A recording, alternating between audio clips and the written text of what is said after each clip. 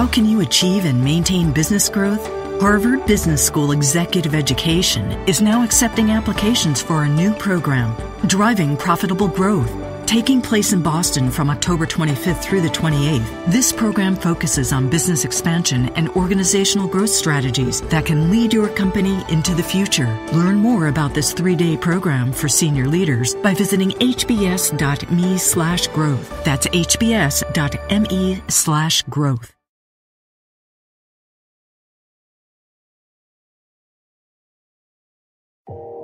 You are listening to KLRN Radio, where liberty and reason still reign. Most writers and radio show hosts know that to connect with your fans, you need to do more than just write books or record the latest podcasts. There are many different elements that go into forming an online platform, but there are also many hidden traps. To make matters worse, solid advice on how to survive the muddy waters is scarce. In the book Hidden Traps, I talk about some of the important issues of working with an online platform, highlighting traps that could put your physical or internet security at risk or be harmful to your reputation. Are your social media posts just links with a few disjointed words, making you look like someone who can't complete a sentence? Did your new website cost you more than you anticipated? Are you leaking your personal contact details across the web without even knowing it? Then you need Hidden Traps. Although Hidden Traps is not officially released until August 1st, you can pre-order your paperback or ebook copy now from a variety of retailers, including Amazon, Barnes & Noble, and Kobo. Visit blackwolfpublications.com for more details. Here's George Foreman with InventHelp. Hi, I'm George Foreman. Do you have an idea for a new product or invention? People ask me all the time, George, how do I get my idea in front of companies? How do I get a patent? What do I do next? Do you have the same questions? I'll tell you like I'll tell them all. Call my friends at InventHelp. Call InventHelp today for free information. InventHelp has been helping inventors for more than 30 years and has sales offices nationwide. InventHelp can submit your invention to companies who are interested in receiving new ideas. If you have an idea and want to try to patent it and submit it to companies, you should call InventHelp today for free information. Listen, I can't guarantee a company will be interested in your idea, but I believe every inventor deserves the opportunity to step into the ring and take their best shot. Put InventHelp in your corner. Get your free inventor's information. Call 1-800-353-6490. That's 1-800-353-6490. Again, 1-800-353-6490. KLRN Radio has advertising rates available. We have rates to fit almost any budget. Contact us at advertising@klrnradio.com.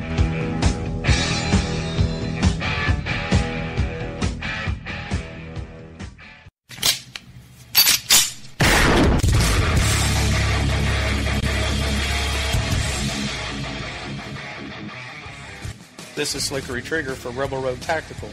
With proper care and feeding, your pistol will be ready when you need it. There to save your life. Shouldn't your gear be that good? Whether you need a holster for comfortable everyday carry or a tough-as-nails holster for your next training course, Rebel Road Tactical has what you need. Check us out on the web at rebelroadtactical.com.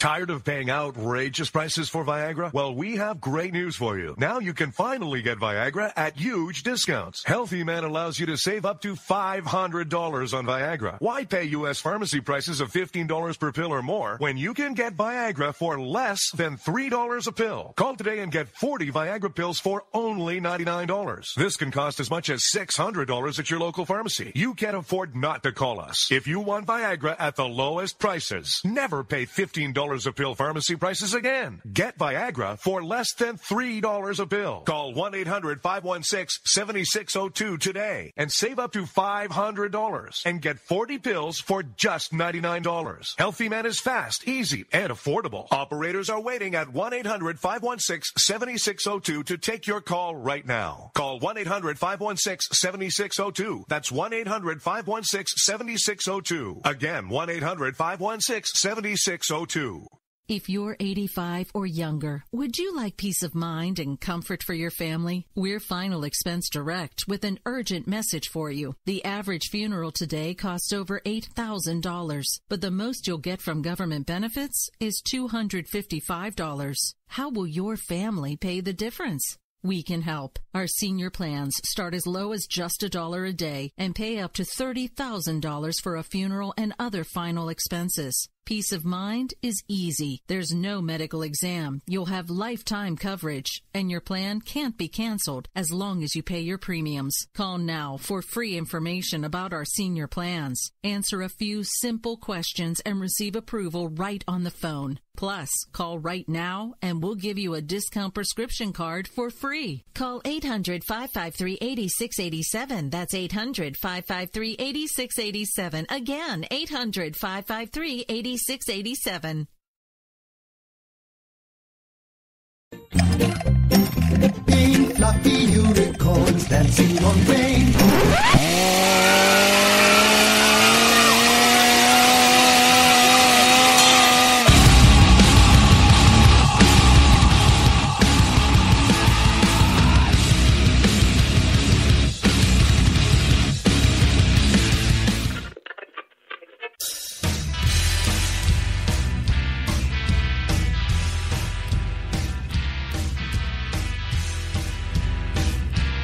Welcome to Foo Bar, One Nation Under Foo, and I am your host, The Foo, and we are coming to you live from Bunny or Foo Studios on KLRNradio.com, where liberty and reason still reign. And boy, howdy, do we need some liberty and reason these days. Holy cow. I hope everyone is having a lovely, hot July day. You know, I gotta tell you, living in Wyoming for as long as we did, I think I got really spoiled because we would get hot, but it was just like, hey, it's hot. I'm not going to combust or anything. But you people in these areas where there's humidity, this is crap. Just so you know, it is bull crap how hot it is here.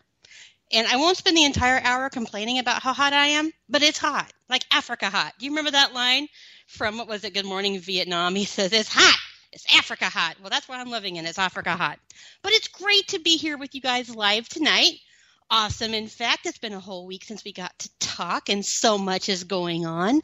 I have to actually start out with talking about George Romero, who passed away from, I guess it was lung cancer at 77 a couple of days ago.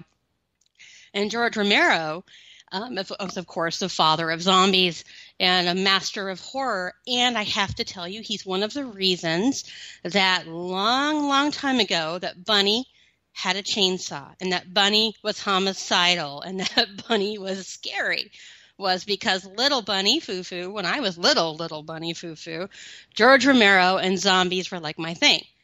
Way before the zombie craze, way before it was hip to like dig on zombies, I was all about zombies. I was that weird, girl in the corner who liked to read zombie comics.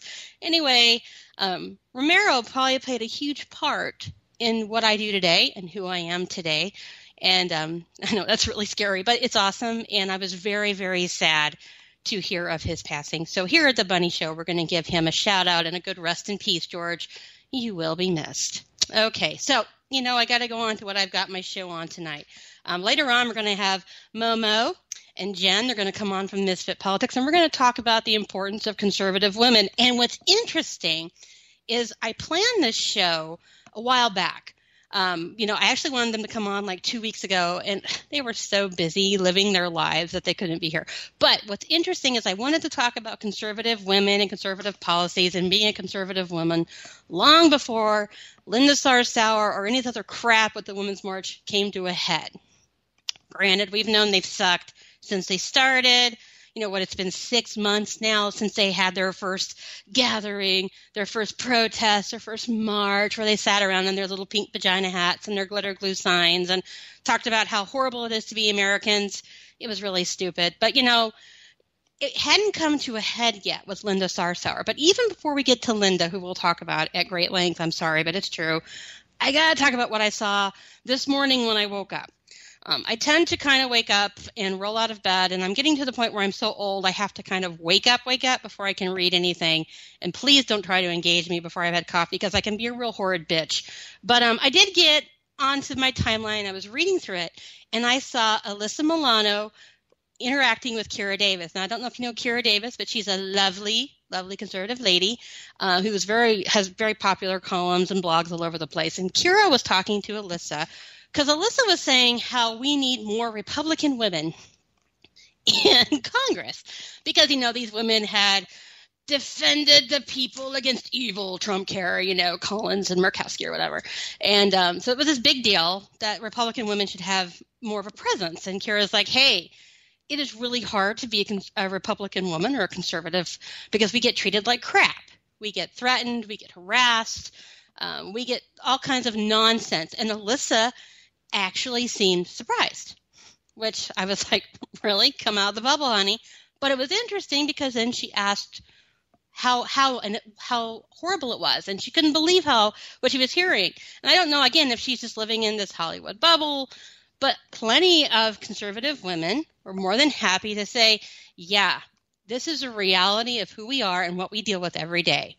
And what was really funny is as we're having this conversation on this one thread, these other horrid bitches on the other thread from the liberal side are like, we can't have Republican women because they vote against our own interests. Boom.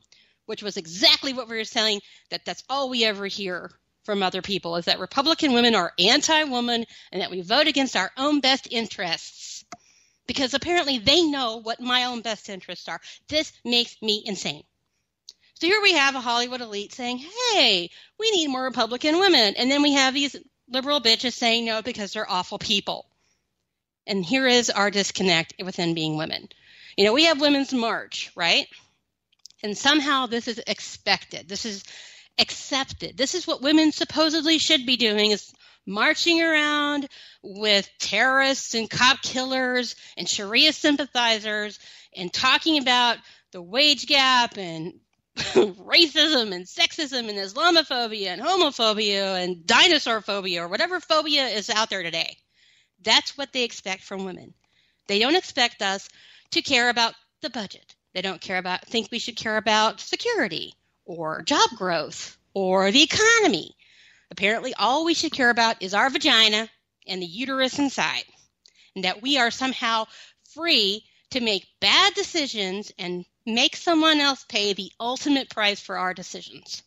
The big old golden calf, abortion on demand, which makes me also insane. They forget the point. When it passed and it was legal, it was safe, legal, and rare. Rare. They forget the rare part. And then when you point that out, that's when you're anti-woman. Apparently wanting women to make better decisions about their bodies makes me anti-woman, which I still don't understand. That I think women are better than they do, that I expect more from women, that I don't think we should cruise through life because we have boobs and a vagina and get treated as a special class of people. That makes me anti-woman. You know what? If that's anti-woman, I'm anti-woman because I cannot stand the notion that we are so weak, these perpetual victims, that we need to have abortion on demand. We need to have the government out there telling employers they have to pay us more because we have boobs. I can't deal with that. If that is being pro-woman, pretending women can't and aren't and won't, then I'm always going to be anti that. So I am the anti-woman conservative, I guess, because I'm never going to be the other way. And that kind of leads into the whole Linda Sarsour and the Women's March wishing and celebrating cop killer Assata Shakur on her birthday. And then they were like, we're the victims. Don't be pissed at us that we talked about this horrible woman who killed a father of, 2 or 3? It's horrible. And, we don't agree with what she did, but, she's an activist, rah, rah.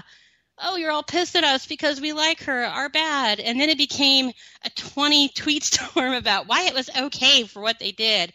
Always pushing this bull crap that they are nonviolent.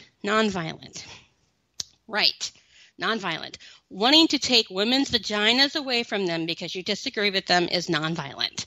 Wanting to kick a woman's ass because she disagrees with you is nonviolent. Right. Celebrating a cop killer is nonviolent. Who are these women? And then, I'm sure you saw this because it made the news, Jake Tapper was kind of blown away like most sane people were.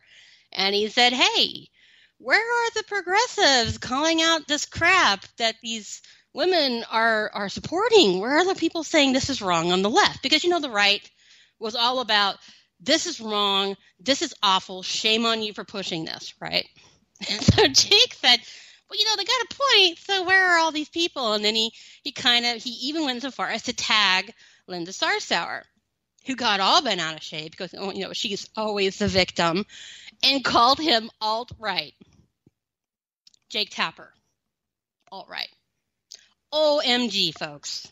I don't think I've laughed that hard at Twitter in a long, long time. Look, sister, is any of this filtering through that little blue bonnet of yours? Hello, really, Jake?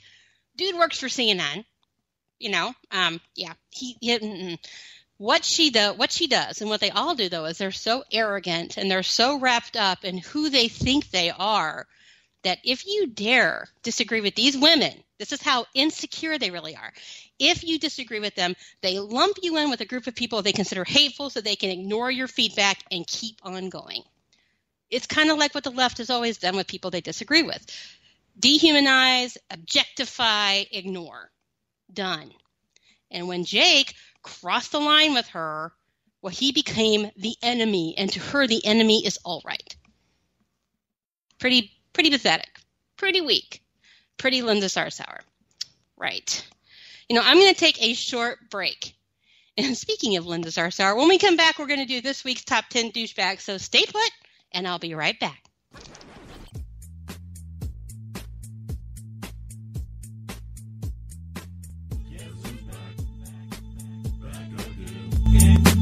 Bunny's back. Tell a friend. Guess who's back? Guess who's back? Guess who's back? Most writers and radio show hosts know that to connect with your fans, you need to do more than just write books or record the latest podcasts. There are many different elements that go into forming an online platform, but there are also many hidden traps. To make matters worse, solid advice on how to survive the muddy waters is scarce. In the book Hidden Traps, I talk about some of the important issues of working with an online platform, highlighting traps that could put your physical or internet security at risk or be harmful to your reputation. Are your social media posts just links with a few disjointed words, making you look like someone who can't complete a sentence? Did your new website cost you more than you anticipated? Are you leaking your personal contact details across the web without even knowing it? Then you need Hidden Traps. Although Hidden Traps is not officially released until August 1st, you can pre-order your paperback or ebook copy now from a variety of retailers, including Amazon, Barnes & Noble, and Kobo. Visit blackwolfpublications.com for more details. Hey, hi, can you help me? What's your name? My name's Roosevelt Lee Roosevelt. Roosevelt, what town are you stationed in? I'm stationed in Poontang. Well, thank you, Roosevelt. What's the weather like out there? It's hot. Damn hot. Real hot. Hot in this is my shorts. I can cook things in it. Little crotch pot cooking. Well, can you tell me what it feels like? Fool, what is hot? I told you again. Were you born on the sun? It's hot. It's Africa hot. Oh, my gosh. And we're back on FUBAR, One Nation Under Foo. Thank you for staying with us. We are still on KLRNradio.com, where liberty and reason still reign. Looking in the chat, hello, you lovely chat. I see all of you in there. Hello, Rebecca and Persnickety. I see all of you in there. And thank you, Derp State, for posting Linda Sarsour's tweet where she says, Jake Tapper joins the ranks of the alt-right to target me online. Welcome to the party. Wah, wah, wah. Yeah, she's a douchebag. Oh, and she did make the list this week, guys, so that works out nicely.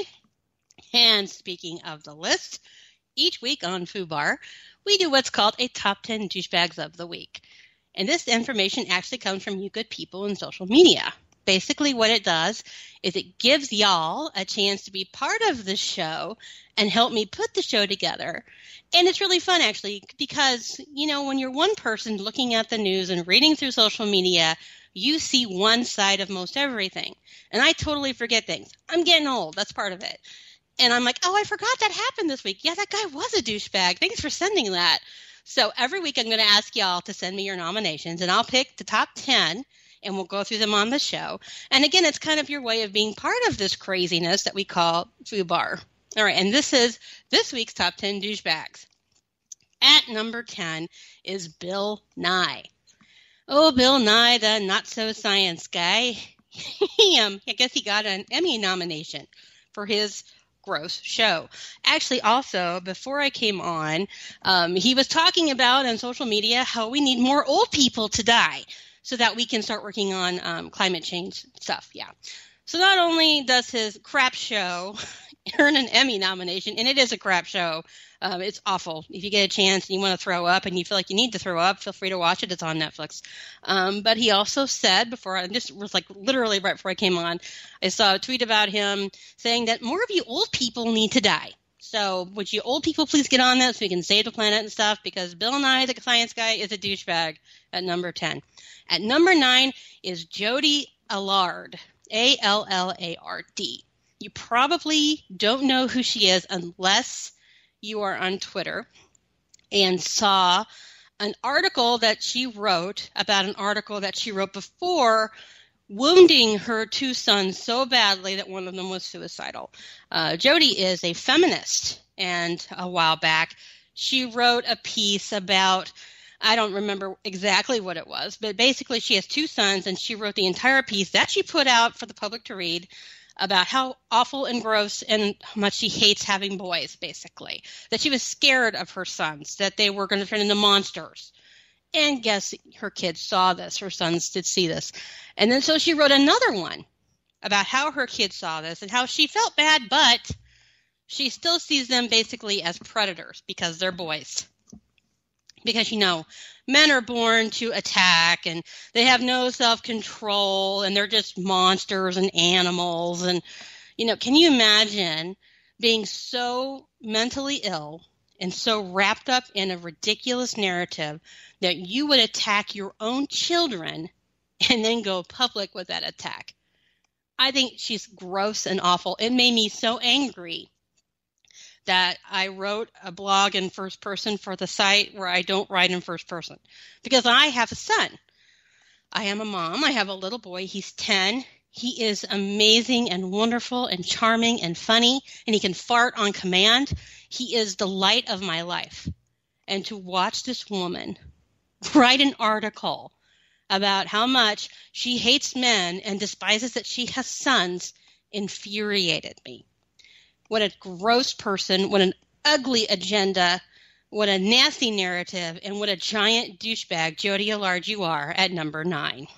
At number 8 is Mark Lamont Hill. Mark Lamont Hill is a CNN, a commentator is what they call him. Mark is also a big old fan of Assata Shakur, who is the woman that the Women's March had a big old boner for and celebrated her birthday. She's the cop killer. Well, Mark Lamont Hill doesn't think she's guilty, even though she's on the FBI's most wanted list where the Obama administration put her. So it's not a race thing, Mark, no. And she went to Cuba because, she's innocent. She's going to go hang out and live in Cuba because it's so awesome and bitchin' to live in Cuba. Well, Mark Lamont Hill got really bent out of shape when people were angry about Women's March celebrating Assata Shakur. And so he went on Twitter and he's like, you people are so dumb. I'm just going to have this argument. You don't know. And he calls her queen and you can't touch her and all this crap. But again, he's a CNN guy. Lots of CNN idiots out there, kind of like Sally Cohn, who did not make the list, but we can mention her here because she stands with Linda Sarsour, even though Linda doesn't like Jews. And we all know Sally Cohn is a Jew. I don't get it. I don't understand these people. I don't know what they get out of it or why they do the things they do with their opinions. Like Mark Lamont Hill had to know people were going to get pissed at him. Maybe because they're douchebags. And Mark is a douchebag at number 8. Number 7 is Rosie O'Donnell. Now, I have to tell you, about a week ago, maybe not quite a week ago, I suddenly noticed that Rosie O'Donnell was following me on Twitter. Yeah. I was like, whoa, what the hell? Because I write about her a good deal. She is great for traffic because she does a lot of stupid things. And suddenly she was following me. And I even sent her a tweet and I said, hey, I know I'm just going to piss you off. So maybe not, but hey, thanks for the follow. She's still following me, which I can't believe, but there she is. And today though, Rosie made the news because Rosie was pushing a game where you got to kill Donald Trump. Yeah, woman is unhinged. I get it. I'm not a fan of all the things Trump has said. I'm not a fan of all the things he has done. But I'm not a lunatic. I'm not out there pushing a game where I can kill the president and where I have millions of followers, where I am a celebrity, where I think there is some responsibility not to be a dumbass, right? And I get it. Rosie has a personal issue with Donald. They've been fighting and having issues for years. He said some horrible things about her. She said some horrible things back. They kind of deserve each other if you think about it. But you don't go on social media and push a game where you can kill the president. You just don't do that. It's stupid because, people are going to take you seriously. Maybe she missed it, but about a month ago, crazy Bernie Sanders guy went and shot at a bunch of Republicans. One of them still in the hospital. You don't play these games, Rosie, and you're a douchebag at number 7. Number 6 is Donna Brazile. Now, I got to be honest, this was my own selfish little ad because Donna was tweeting about how the communists are running the debate now. The whole with Trump and Russia, and she's she's on Twitter saying how the Russians, the communists, are running the debate. Now, what is funny about Donna Brazile complaining about somebody else running a debate? What did Donna Brazile do with a debate where she got in trouble? And didn't she lose her job? Yeah, she did. And that makes her a douchebag at number 6. Number 5 is Ann Coulter. I'm sorry, you guys, if you're an Ann Coulter fan, God love you. She has in the past written some things that I actually enjoyed reading. I used to buy her books a long time ago. Sort of fell out of love with her during the whole primary and then the election. Not a fan of somebody who would be okay with Donald Trump performing abortions in the Oval Office, So kind of drifted away from being an Ann Coulter supporter. But she made the list this week because, and I'm sure unless you live under a rock, which is you do, God bless you, but she went on an airplane, on a Delta plane, and they'd given her seat away to some woman, and Ann was not happy. Granted, anybody in this same situation is probably going to be pissed off if you've paid for a seat and they've given your seat away. Fair to get mad about it. Probably not fair, though, to take pictures of the people who have the seats, then go onto social media, scream about said people everywhere, basically dox these people, scream at Delta, and pretend it's because she's a conservative that they gave her seat away. Come on. There are more important things in this world to be outraged about, Ann. And I get it. You're not happy with what's going on with Trump and the country. And you got lots of things that are taking you off. But take a chill pill. And you're a douchebag at number 5. At number 4 is Diana Orrick. I don't know if you know who she is or not, but Diana is, Republican National Committee woman of Nevada.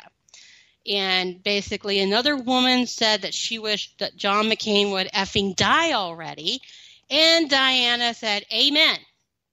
Gosh, didn't go over so hot. Yeah, a lot of people have issues with John McCain. John McCain is like Democrat, Republican light, does a lot of things you don't agree with. But you don't see people wishing him death, especially not a national committee woman for the Republican Party. Probably not a good idea. So she's a douchebag at number 4. Oh, she did apologize, by the way. She did go on TV and was like, I'm really sorry, I'm an idiot. But she's still a douchebag at number 4. Number 3 is Louise Mensch. OMG, folks, OMG. Louise has gone completely psycho. I don't know if you saw this, but apparently Steve Bannon is going to be eventually put to death for treason or whatever it is she thinks he did, and that Giuliani sung to get out of it so he wouldn't get killed, and all this stuff's going on. And we already knew she was kind of losing her marbles, but to go on Twitter and talk to some other blue check mark about Steve Bannon being killed over treason and acting like this is reality, I don't know if she's so much a douchebag as if she's insane, but we'll still call her a douchebag at number 3. Number 2 is the GOP. Ain't nobody happy with the GOP, folks. How many times did they vote a clean repeal under Obama of Obamacare? 56, 57 times. Clean repeal. 56 times. They have all the authority in the world. And what do? They piss down their legs and they don't repeal the bill. Now, everyone's talking about these brave women who protected the country. And what they don't understand is that a lot of people voted no against the original bill because we need to repeal Obamacare. We have a real problem in the GOP right now. We have all this authority, all this power, and we're not doing anything with it that we're supposed to do. We're not doing anything that we promised the people we would do. All these campaigns, for how many years were we electing people based on the fact that they would go in and they would repeal Obamacare? And guess what? They didn't do it. For whatever reason, they're not going to do it. So they're douchebags at number 2. And it rolls into number 1 really easy because it's Mitch McConnell and Chuck Schumer. Chuck Clowney Schumer and Mitch McConnell. You know, it's easy to put Chuck on the list because Chuck gets out of bed and he's a douchebag first thing in the morning. He drinks his coffee. He's still a douchebag. It's like that's his thing. He's a douche. Mitch McConnell, we've been talking about for a lot of years because he's kind of a dirty, big government guy. Remember when he was out there basically trashing Tea Party candidates to stay in power? Just a real ugly situation we have. And, you know, it's not even funny to call them douchebags because it's supposed to be like, ha, douchebags are funny. And these guys aren't funny anymore because they're not doing what they're supposed to do. So maybe they're not so much douchebags as they are jerkwads or assholes or something along those lines. We'll have to figure that out for them. But that is this week's top 10 douchebags. Now, if you want to call them douchebags, that's on you. I'm going to take a short break. And then when I come back, I have 2 badass chicks from Misfit Politics. I have JR and Momo. So stay put. We'll be right back.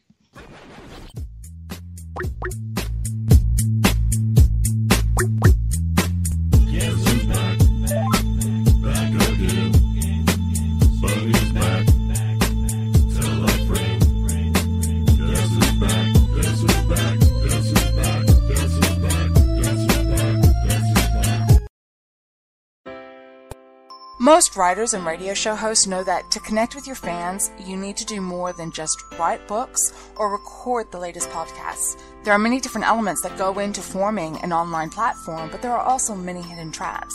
To make matters worse, solid advice on how to survive the muddy waters is scarce. In the book Hidden Traps, I talk about some of the important issues of working with an online platform, highlighting traps that could put your physical or internet security at risk or be harmful to your reputation. Are your social media posts just links with a few disjointed words, making you look like someone who can't complete a sentence? Did your new website cost you more than you anticipated? Are you leaking your personal contact details across the web without even knowing it? Then you need Hidden Traps. Although Hidden Traps is not officially released until August 1st, you can pre-order your paperback or ebook copy now from a variety of retailers, including Amazon, Barnes & Noble, and Kobo. Visit blackwolfpublications.com for more details. Here's George Foreman with InventHelp. Hi, I'm George Foreman. Do you have an idea for a new product or invention? People ask me all the time, George, how do I get my idea in front of companies? How do I get a patent? What do I do next? Do you have the same questions? I'll tell you like I'll tell them all. Call my friends at InventHelp. Call InventHelp today for free information. InventHelp has been helping inventors for more than 30 years and has sales offices nationwide. InventHelp can submit your invention to companies who are interested in receiving new ideas. If you have an idea and want to try to patent it and submit it to companies, you should call InventHelp today for free information. Listen, I can't guarantee a company will be interested in your idea, but I believe every inventor deserves the opportunity to step into the ring and take their best shot. Put InventHelp in your corner. Get your free inventor's information. Call 1-800-353-6490. That's 1-800-353-6490. Again, 1-800-353-6490. If you're 85 or younger, would you like peace of mind and comfort for your family? We're Final Expense Direct with an urgent message for you. The average funeral today costs over $8,000, but the most you'll get from government benefits is $255. How will your family pay the difference? We can help. Our senior plans start as low as just $1 a day and pay up to $30,000 for a funeral and other final expenses. Peace of mind is easy. There's no medical exam. You'll have lifetime coverage, and your plan can't be canceled as long as you pay your premiums. Call now for free information about our senior plans. Answer a few simple questions and receive approval right on the phone. Plus, call right now and we'll give you a discount prescription card for free. Call 800-553-8687. That's 800-553-8687. Again, 800-553-8687.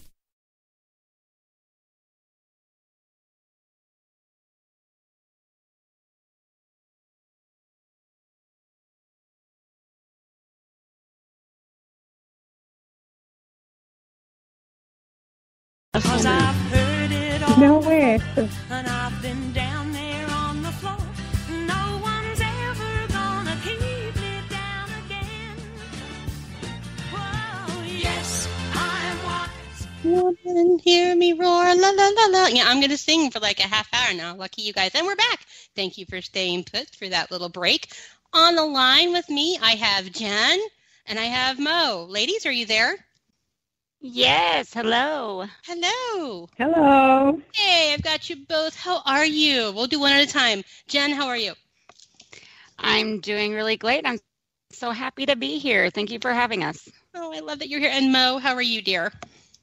I'm wonderful, and I also am happy to be here.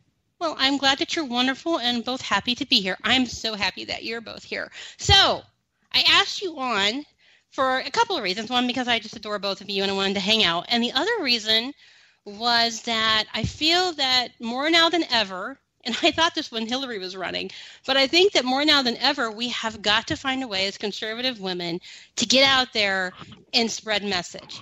And I guess what I'm looking for from you guys are issues that are important to you that you feel like we could say more about than we have an opportunity so far, like with the wage gap or even with abortion. How do we get the conservative woman's message out, and how do we resonate with all these women who are hearing the garbage from like Women's March who have, the pretty pink vagina hats? How do we compete? Well, I think one thing that we to do is take back some of the messaging. They are driving the narrative. They are shouting us down everywhere we go. I mean, whether it's social media or whether it's you see someone trying to defend, conservative principles on Fox News or on CNN or wherever. I mean, it's everywhere where it's being shouted down. It's almost like a dirty thing to say, right? Right. Do you just walk into a room? Do you feel comfortable that the person who's ordering Starbucks in line behind you, if you say, something about being conservative or if you make a pro-life comment?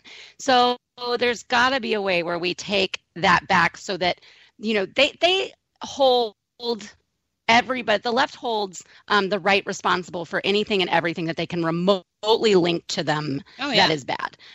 They have done a great job of separating themselves to where that's an individual thing. They're not representative of the party or the ideology, but on the right, we're forced to own any of it. And they've been really successful at that, partially because of their control on media. But in general, they've just been very successful at tying that down, and then add to it, like you were talking about earlier, talking about how conservative women aren't real women, and we're not, we don't support our own interests. We don't support, our own gender. Right. So, which I guess is kind of a dirty word because there's 5,800 genders. Well, wait. Which gender are we talking about? Because we have to get that straight first. So, and I think I had Austin Peters on, hello, Political Hotness, like 3 weeks ago. And Austin said that one of our big issues is that our message is not sexy. And I guess responsibility is not the sexiest thing to push, really. Hey, you can be responsible for your life, and if you screw up, you get to pay for it. Rock on. I mean, how do you do that? Hey, Mo. Yeah. I'm actually really curious to hear your view on the message and how can we make it sexier? Can we make it more appealing to other women? I mean, what are we doing wrong? Yeah. So I think some of it is they are starting to really trip over themselves. That's kind of the sense I get. I mean, maybe it's just wishful thinking, but I get the sense that they're starting to push it so far that they're really turning people off to it. To me, growing up in the 70s, there was kind of this very strong and odd feminism message where, like girls are just as good as boys are and they should have the opportunities that boys do. And it wasn't this kind of like bizarre Marxist message that the feminists have now. And choices, I think, is, people respond to the idea that what they should have are choices. And right now, that's not what feminists are pushing. They're not pushing for women to have choices. They're pushing for women to do what's good for the collective. I mean, they're basically Marxists in feminist clothing. They're the argument is, I was just looking at an article that was published in the Daily Telegraph a few months ago, where in Australia, where the argument was it should be against the law for women to stay home because it's bad for it's bad for feminism. I mean, it's bad for women's rights. I mean, it's basically a collective. You have to do what's good for the collective rights of women.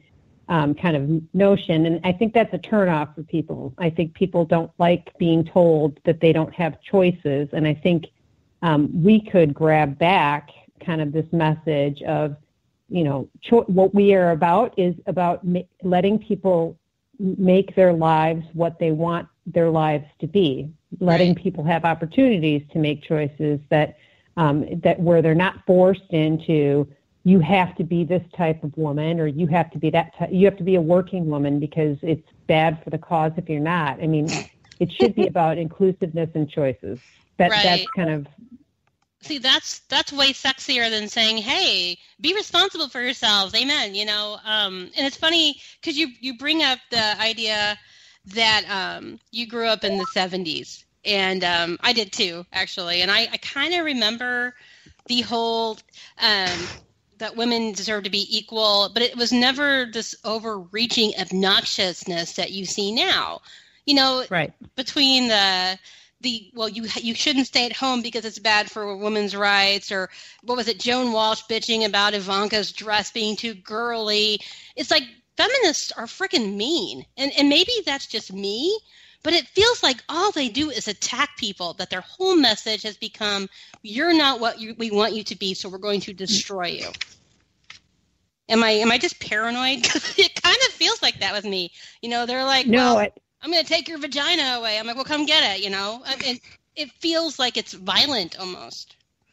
I think that's exactly right, and I think that kind of fits in with what you were talking about earlier, which is this idea that you can only have this set of beliefs and be a true woman, right? I mean, that's kind of the essence of what they're saying. You can't think like we do, or you're not a real woman, and you aren't doing what's right for women. And that to me is that is a turnoff. That's a put off for people who really don't think that way. And one of the things that I feel like we need to do that we don't do is we're too afraid of that tag to kind of stand up and say, this is what I think, and be rational and reasonable and kind of straightforward. This is what I think. I don't think you're right about this.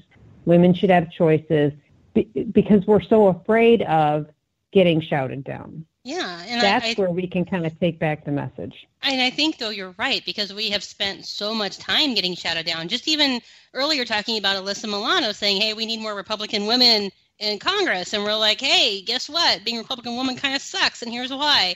And she was clueless to this. So, I mean, one of the gals, it was Jen Jake. I don't know if you know Jen, but she was talking about, Jen is a very outspoken Second Amendment right advocate. And more often than not, she's being told by other women to stick a gun in her mouth and kill herself because she doesn't follow along with their narrative. And it was all over this thread. And it's not, we aren't just getting shouted down anymore. Now we're getting threatened. So, when you speak up, you become kind of this target. Do you think they're doing that because they're scared of what we're saying, that we're not falling in line, that maybe there is some momentum that I'm just not aware of coming up? I think it's a little bit of that. I think some of it is also that they are really, and because I have some people in my life that are like this, and I mean, they are radical Women's March type people, and they really truly believe that they are so incredibly right. Yeah. And we are so terribly wrong that we shouldn't even be considered. We should never be given a platform, and everything that we say is invalid. I mean, it's a true conviction and belief with a lot of these people that they're sexist. Yes. They're and sexist. I find it interesting that it's such a contradiction, right? We're told that women are powerful and strong and smart and unstoppable. Yeah. But also, by the way, you're completely helpless and you can't decide for yourself how you think and you believe what you believe. And the government should pay for our birth control. And we should have all these. Be held responsible to their own birth control. It's so condescending. It's so insulting. They might as well they might as well just do like those older men in the offices and pat us on the heads and say, "Little lady, sit down right here, and I'm going to tell you what's up." It wouldn't go real well if they did that. No, it would be bad. Will you stifle yourself? It would be a fist fight. And I just don't. I struggle with this. It's like with all of the Planned Parenthood stuff and Cecil Richards swearing up and down that this bazillion women are going to die if they get defunded, and all these women are getting this great care. And these women, these bitches, excuse me, they buy it. They sell it. They push it. It makes me insane that this is somehow, this woman, a proponent of death, represents women's rights and represents powerful women and getting care. I don't know how we get around that, because, we go out and we say, life is great. Women are powerful because we can create life. Men can't do that. We have something they can't do. And they act like it's something bad. How do we change that narrative? How do we get around the killing your baby is wrong for convenience without being mean about it, too? Because I think we lose women when we become too self-righteous. Well, you killed your baby, you slut, I'm done with you. How do we balance that between, it's wrong to kill a baby because you're not ready to have a baby, and you're a slut. How do you that's kind of how we, and I hate to say that, but it's kind of how we come off sometimes. It's like, be responsible for yourself, slut, don't do that, and it doesn't work. So, how do we say, please stop killing your babies, 97% of you who are doing it out of convenience, you sluts, and take responsibility for your life, and we're here for you. I mean, it's such a hard thing, and I know I'm unique, and that I'm not the most approachable and tolerant person all the time. So I'm sorry I called you sluts. I apologize. But how do we get around that? Well, I do think that.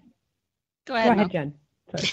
I was just going to say, I grew up in the pro-life movement. I mean, I grew up in it, so I've seen kind of the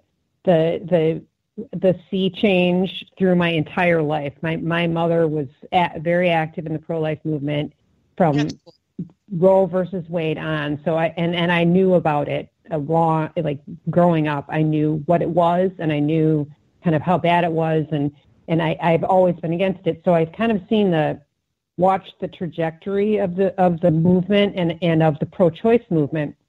And this is another area where I think it's the same as the feminist message overall, which is they're going too far.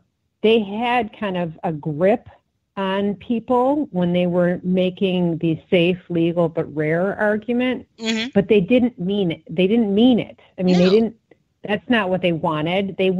What they really want is eugenics. I mean, and I'm not talking about all of them, but I'm talking about a good chunk of them, and most of the people kind of at the top of that movement want eugenics. They want basically, and this has become more and more clear over the last several years, and just these past couple of weeks, there have been multiple arguments made about basically aborting the poor out of existence, as if that's some sort of solution to the problem. And so some of it is them, some of it is them tripping over themselves. And I do think that right now the pro-life movement has kind of a new life to it because they've been fighting so hard, they've been fighting reasonable and normal, like what normal people would think are rational, backstops on abortion, like hospital privileges and things like that. They've been fighting so hard against that they've kind of lost their grip on the narrative.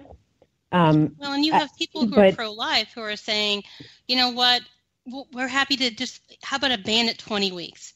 We're happy, let's compromise. Let's save some lives. Right. And you know what? Most legislation exempts rape or incest or health issues, and we want to work with you because we want to save some lives.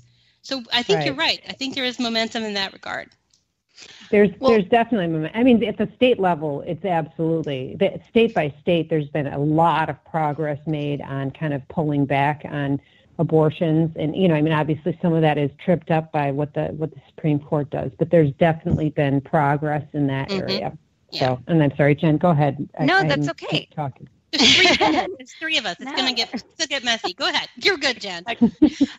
Well, I was going to say, I do think that there is momentum. I think there's also a resurgence. I mean, it has become, I've got some younger cousins that are high school, college aged, and a lot of them are girls. And this is now something that is not so, it's becoming a little bit less taboo to be, it was taboo to be pro-abortion. Now it's become, then it became taboo to be pro-life. Right. And now it's becoming a little bit less, at least in the younger crowds. And it's becoming a little bit less. They're a little bit more just interested and talk about their admiration for someone who keeps a baby or who, and I think some of it's because a lot of this younger generation, they've been raised by single mothers. Mm-hmm. There have been a lot of one-parent households. There's been a lot of broken families, and they cherish their relationship with their parents so much. They're so grateful to them, to all that they've given up. And look at how they sacrificed for me. And so I think there is a connection there in their brains about how they could have not done that, how they could have said no. How they could have never brought them onto this planet. And so I think that it's starting to resonate a little bit more. I think starting to value life a little bit more.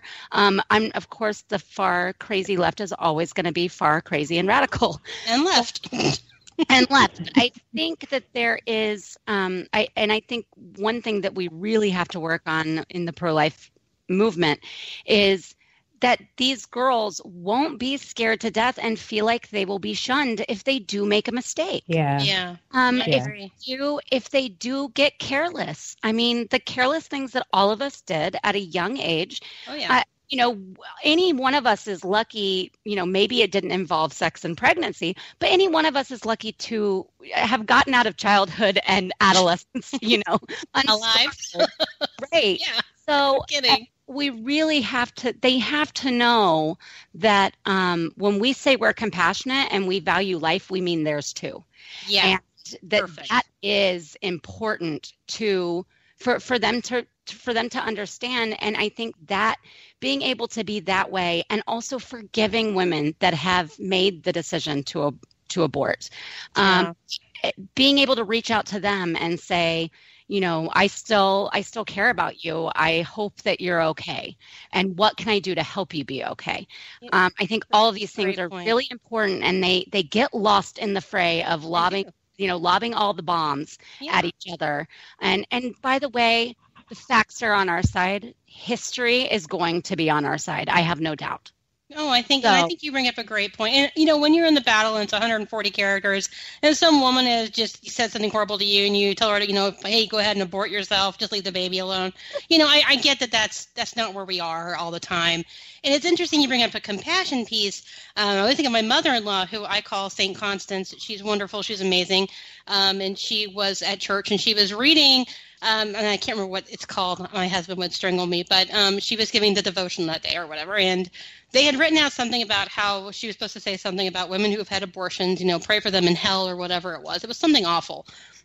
And she changed it and she said, let us show them compassion and love and pray for their healing, and completely change the tone. And I think that's what we have to do with pro-life, is change that tone. And we're angry at the loss of life. We're angry that people can't be responsible. And the women who are out there with jars of piss saying abortion on demand, that's who we're really screaming at. We're not screaming at the young girl who's 18 and scared and pregnant. And I think we have to, that's a really good point. We just have to remember that not everyone are those people, It's really hard because they are the loudest. They are the loudest and they are the most outrageous. And so our anger, and our anger and disgust is valid. Mm-hmm. That is completely valid, but it will fall. Some people are, and especially the younger generation, they may not separate the two, that they're not yelling at me, right. So it's just a hard thing to have to navigate. That's true. And I think the other big part about it is they don't necessarily, when they're in that moment, these women, who are pregnant and they're scared and they really don't know what to do because they're not in a position to be able to take care of the baby. It is a hard decision for them when there's a lot of excuses made for, abortion is one of those things that it's not I don't think generally acceptable, but it seems easier for a lot of women when and it's easier to kind of fool yourself into thinking of that you're not really doing what you're doing, especially when it's early in the pregnancy. And so I'm firmly of the belief that we should be supporting these women and helping them and not judging them, even if they make a decision that we don't like. Sure. Because they hurt, because because then they're isolated when they do it. If they do it, most of them are traumatized by it and they're isolated, and it's just, it's a horrible thing. I like to think of women as being kind of their own stewards of their lives, but sometimes they're almost victims because they are so scared and they don't know what to do and they need support, and then they do something that they regret for the rest of their lives. It's a permanent thing. I think what makes all of us on the pro-life side so angry in those situations is that people like Cecil Richards and Planned Parenthood, they will take advantage of those girls and be like, well, abortion is not a big deal and they're not really a baby and it's simple and it's over really quick and it'll solve all your problems. They're selling them abortion. They're telling them this is the easy way to go. They're telling them there's nothing wrong with it. There's really no support there. And then they'll turn around, though, and say, we care about women and we'll protect their right to have abortions because they want them to have abortions. Yeah, they don't take care of these women after. No. They can't admit that it's a trauma to many, many women, and they won't take care of them after. No. They push them. They push them in the shadows. We should not be. We should be helping these women. You need to write that down, Mo, that Planned Parenthood puts these women in the shadows. I absolutely love that. That will make them insane.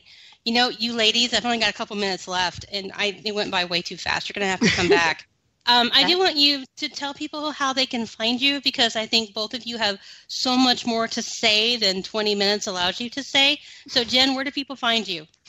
Come find me on Twitter at jhomestead, and then keep up with both of us on misfitspolitics.com and follow our main account at Misfits Politics. We engage in a lot of shenanigans and try to make politics a little bit more fun. And Mo? Yeah, I'm at MOLRATTY on Twitter, and also at Misfits Politics. And I'm just going to give a shout out to Jen because she is the brain. She was the kind of the brainchild of the whole thing, and it's been tremendous. I know we've already been through this with G, but she's just, the woman is amazing. She is. She is a ball of energy. I don't know where she gets it. I don't know where she's one of those little tiny energetic people. That's exactly you right. Are too. You are too. Oh no, not anymore. But no, you both are such a joy, and it's one of those things where like you're on Twitter and it's constant. Everyone's angry and screaming at each other and trying to kill each other verbally. And I look over at Misfit Politics and it's, hey, share a GIF of your husband doing something stupid, and you're like, ah ha ha ha, and you could spend 20 minutes just reading fun stuff and letting it all go. And for people like me and it's my own fault, I'm not being a victim. I engage dummies, but that little break that Misfit Politics allows, and plus your site. I love your site and the blogs and all the people you bring in. You do such amazing things, and you make politics fun, and politics can really suck. So right, and I think that was mainly it. It was like everybody's getting so bogged down. So let's try to take a break every now and then, and we can kind of do it under this banner, and then still write serious stuff and have our serious arguments. So the most powerful blogger, and I know I need to let you guys go. I got like a minute, but I have to tell you, the most powerful blog I read about Charlie Gard was on your site, where it was the man who wrote a letter to his son. He was being put to death for protecting. I cried like a baby when I read that letter. Oh my gosh, CDP, his talent. Oh my gosh. Oh my God. But you guys have a ton of that on your site.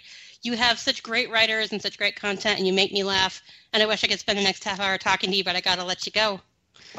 All right. Thank you so much. Thank you so much. Both of you, please come back. Same here. All right, I'll talk to you guys on Twitter. Behave. Okay. That's how you laugh. Bye, you too. Bye. Bye. Oh my gosh, I love those ladies. I'm serious. If you get a chance, look up Misfit Politics. They have the best blog. They have the best Twitter feed. They will make you laugh. They will keep you laughing, and you'll learn a thing or two, which is kind of what I try to do, but I'm not nearly as brilliant as those people. So give them a chance. You guys, I appreciate you being here again live this week. Next week I'll be back with Chad Felix Green. If you don't know who Chad is, check him out on Twitter. He's gay, Jewish, and he is like the left's worst nightmare. He's wonderful. He'll be on next week. Thank you for being here live. Looking at you all in the chat room. You are some funny people. I'm sorry we didn't get to talk about the DOJ seizing assets. We'll get to that another week. I will talk to you guys later. Take care. Stay out of trouble. Stay out of jail. Keep your sense of humor. I'll talk to you next week. Take care.